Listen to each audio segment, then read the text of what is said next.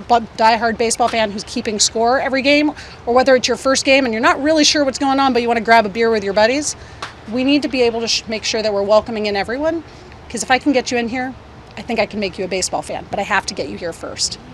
Going off the filling the seats, are there any plans or talks you can share about the left field upper deck sections in particular and the future and plans you guys have for that? Not particular at this point. I think we're looking at everything, but there are no plans in place at this time. You mentioned that you and Mike's kind of working collaboratively on a few things. Where do you see your roles kind of intersecting a little bit, and where you'll kind of work together for the team? I think they're incredibly symbiotic. Right? My goal is to help support him and the baseball operations team on being able to put the most compelling, exciting, dynamic, and winning team on the field as they possibly can. Part of that is creating an experience where fans want to be. Fans bring the energy to the ballpark. It's something where it's palpable. And Santander hit the grand slam the other night. I mean, you can feel it. You really can. And you heard that from our athletes. You heard that from our manager. So for me, it's how do I work alongside them to complement the work they're doing and ensure that we can continue powering the machine to put the best team possible on the field.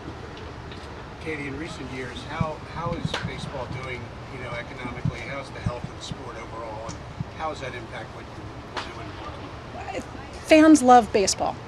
Period. I think, it's all sports had a really challenging time as we navigated through COVID. I think you're seeing the sport bouncing back. Youth participation is back up, both for softball and baseball, if you're looking nationally.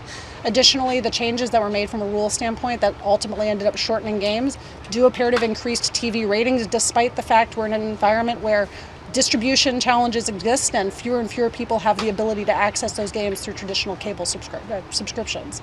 So I believe the health of the game is strong. I believe the product is strong. I think the opportunity for us is ensuring that we are creating a space where we can keep and maintain and respect and all the fans who have made this game great for as long as it's been around, while ensuring we're also creating space for new fans to fall in love with it.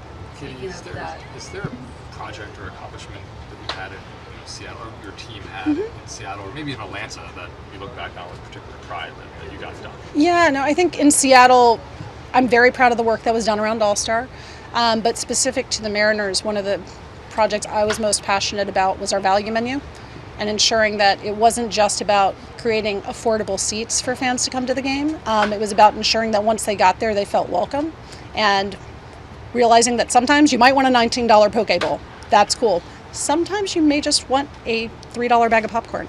And so ensuring that we're being intentional about creating experiences within the ballpark beyond just ticket pricing, where fans and families of all means felt that they were there, they belonged, and they had an opportunity to be a part of it. Do you oversee MASN at all, or is that a separate enterprise? It's a separate enterprise, but it works alongside the Orioles, so I'll be involved in that as well. Is part of that, you mentioned cable and, is part of that kind of trying to make the TV product more accessible to fans and maybe creating a streaming opportunity? I think that you have to look at everything. It's for me, if fans can't consume the sport, if they can't be a part of it, and even on our best days, we do run out of tickets, right? And so we need to have those other ways for fans to fall in love with the sports. And typically speaking, your most common opportunity may be through your television or maybe through your phone. And so we need to be looking at all opportunities to ensure that fans have the ability to access it. So yeah, very early days, but I think everything's on the table from how do we continue to get better. When you were in Seattle, you brought the Winter Classic there. Do you plan on trying to bring a hockey game here? I'd love to. That was a lot of fun.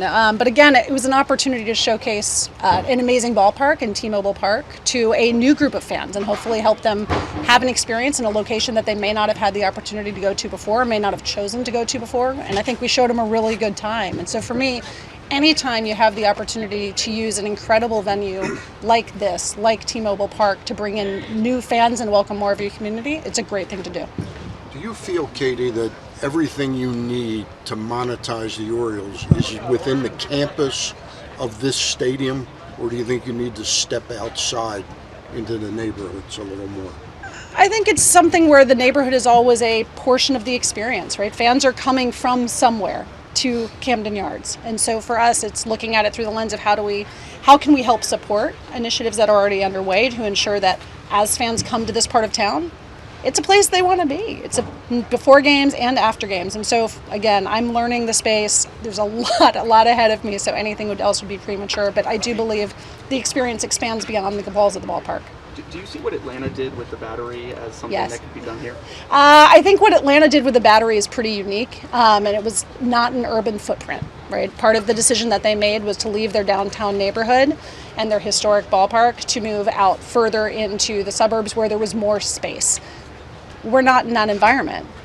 So I don't think what they did would make sense as a copycat here in Baltimore. That doesn't mean that there aren't components of it that we couldn't look into in terms of how do we continue to reinvest and ensure that we're creating that amazing experience. But I don't think it's going to be a copycat of that. But what they did was really incredible for the space they did it.